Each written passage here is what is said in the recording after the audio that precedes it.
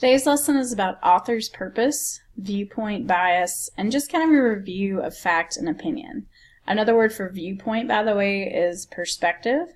So you should have the notes that say C8-31.01, notes on author's purpose and viewpoint bias, fact, opinion.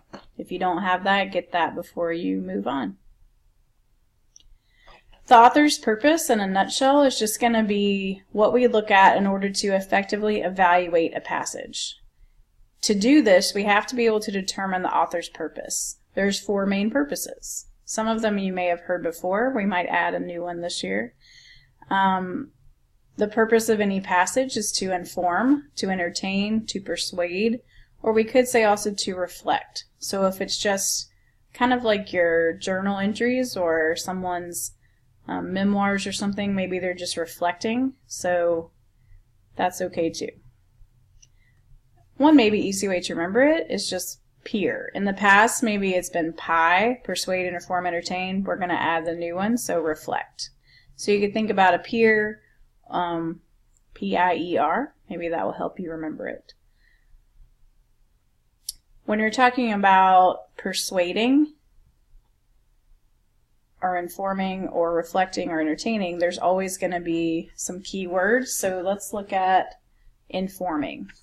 When you're writing to inform, or when someone is writing to inform, it's the author's goal to enlighten the reader with subjects that are typically real and factual. Very few opinions are expressed if it's informational text. So a whole lot of facts would be probably informative writing. The facts in an informational passage are used to teach, not to persuade. So just giving information is different than using only one side of information to persuade.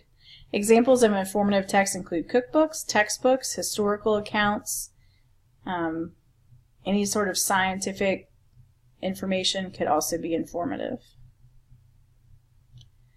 Entertainment is a little tricky because it may not be that you are entertained by it, but if the purpose is to entertain, then that's different. It may be a story.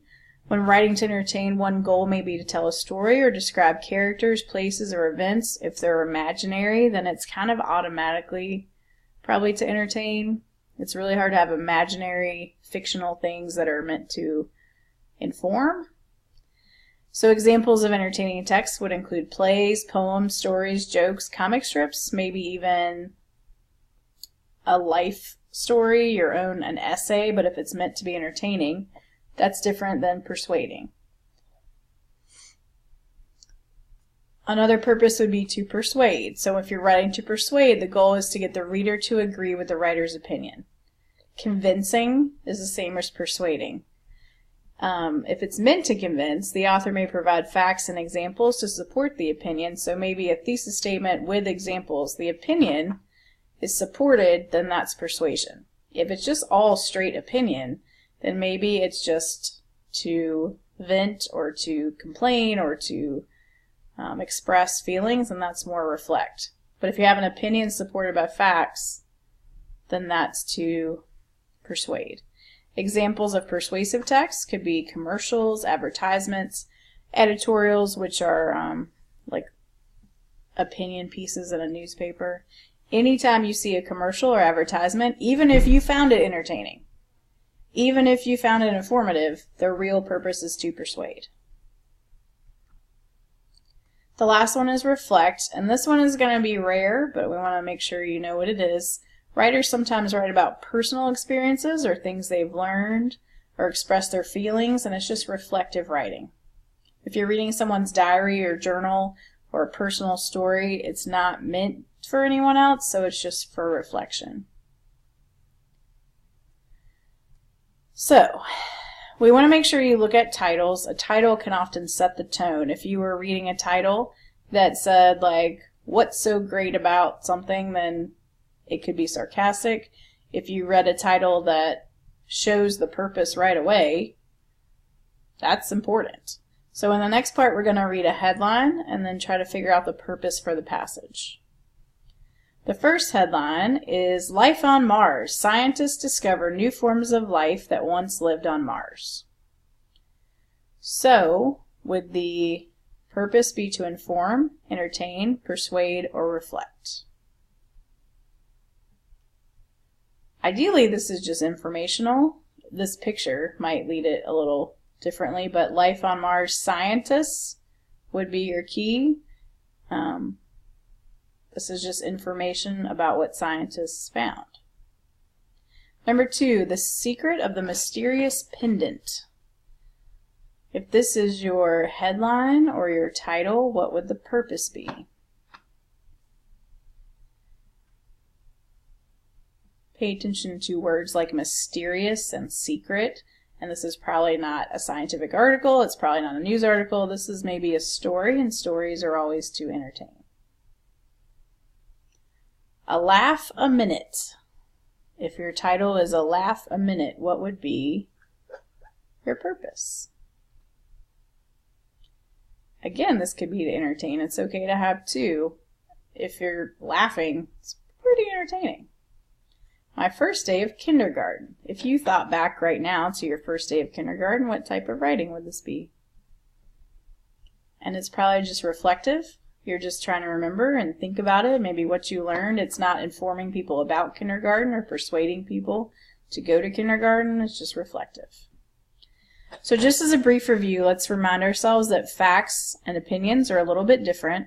A fact is something that can be proven, something that has it truly exists or it happens, something that has an actual existence. You could prove it, right or wrong. An opinion is a belief or a judgment or a way of thinking. It's what someone believes about a particular thing, what someone thinks about a particular thing. People argue about opinions. There's no point arguing about facts. You could just prove it. So if you are actually reading a passage, it can be really helpful to notice facts and opinions. If something has way more facts than opinions, it's likely an informative passage. If it has more opinions, it may be persuasive, but also could just be entertaining. It's sometimes fun to just read people's opinions and see if they're upset. So facts or opinions, the quantity of them could also show you the purpose. So we're going to look at this little chart right here and try to figure out if these are facts or opinions. In Tarpon Springs, Florida, there are people who work underwater. Would that be a fact or an opinion? These people are called sponge divers. Is that a fact or opinion? Check them on your paper and then we'll show you the right answers. The kind of treasure they look for is called sponges. Is that a fact or an opinion?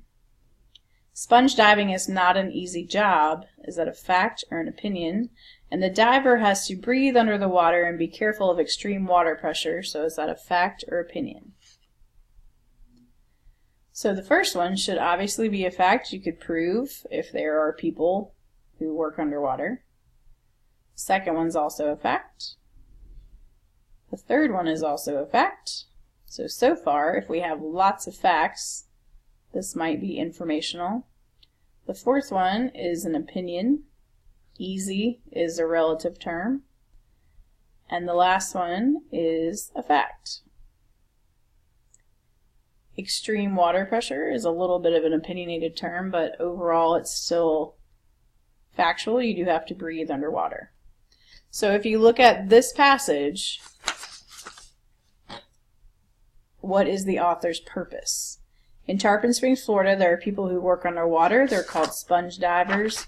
The kind of treasure they look for is called sponges. It's easy. It's not an easy job, and they have to breathe and be careful. So overall, do we have more facts or more opinions? When we had like 4 facts to 1 opinion, so would it be to persuade, to entertain, to inform, or to reflect? Overall, the purpose should be to inform, and somewhere on your notes, I need you to write that down. To get credit for this, you need to actually write what the purpose was of those little facts and opinions. The overall purpose was to inform. So once you figure out the purpose, we need to also figure out the viewpoint. The purpose of this medicine bottle is what? The purpose of this medicine bottle? Children's pain and fever reducer, here's your dosage, repeat every 4 to 6 hours. Is the purpose to inform, to persuade, to entertain, or to reflect? If you're just giving directions, it would be to inform. Okay, so an author's viewpoint is a little different than purpose. The viewpoint is how someone feels about this topic. So if you discover that you're reading persuasive text, if it's a persuasive purpose, then you need to figure out, okay, well, persuasive to do what? Or persuasive in a good way or a bad way? The author's viewpoint is how someone feels about a topic, his opinion. The viewpoint may be positive, negative, or neutral. If it's just informative, then maybe it's a neutral opinion. Viewpoint is often linked to purpose. A person who's writing about an ad to sell a car would present a positive viewpoint about the car. A person who's writing about how bad a car lot is would present a negative viewpoint. To determine the author's viewpoint, you want to consider the purpose and the word choice and look at how the actual person is describing what he or she is writing about. So word choice is big. The word choice and the details tell you their viewpoint. If I were going to write about school and I was only going to mention negative things about school, then maybe they're facts or maybe they're opinions, but the viewpoint would definitely be negative if I mention negative. So this is where you get into bias. Bias is when you are overtly partial to something over something else. Partial means slanted. Partial means you only give one side. An author shows bias when he or she clearly shows a preference for one side or presents one side of an issue. So you can check for bias by looking at your facts or opinions. Are they all negative? Are they all positive? Or are they balanced? Viewpoint is considering whether or not to clear several acres of wooded land. Read the following statements about clearing the land. So what is the viewpoint of each group? We're going to look for the viewpoint. The actual information may be the same. We're going to look for the viewpoint. So on your paper, we're going to read 3 passages and figure out the viewpoint of each group who wrote the passage. Here's from the hiker's viewpoint.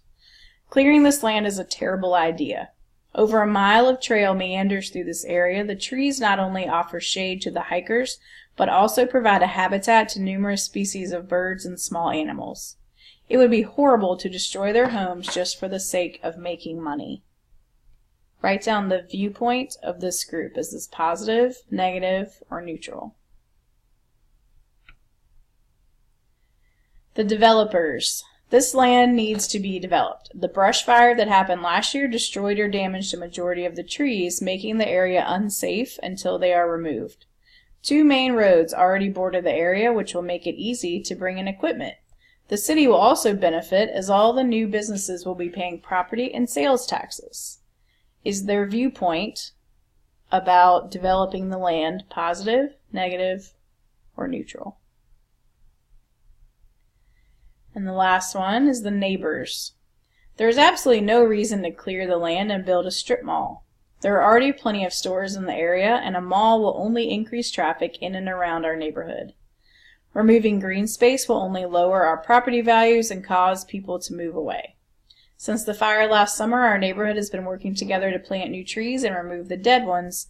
Clear the land, and you'll destroy all of our hard work. Are these people's viewpoint positive, negative, or neutral? So one more time, let's think about bias. Bias is when someone favors one side over another. Bias is when you only show one set of facts. You only show the good or the bad. You don't acknowledge there's another side. So one example is the team's coach thought the referees were biased when they made many bad calls for their team, but none for the other. Bias is something to look out for. You want to be careful when you see bias. So with this in mind, did you feel like any of those groups of people were biased? The hikers, the developers, or the neighbors? Based on what they want to happen, would the neighbors be biased, the developers be biased, or the hikers be biased? Or none? So on your paper, I need you to come talk to me about bias. figure out the viewpoint of each of these groups and talk to me about were any of them biased, and if so, who? And once you're done with this, you can move on to 31.02, which is kind of looking at little passages and figuring out the purpose, the viewpoint, and creating a title. So come talk to me about bias.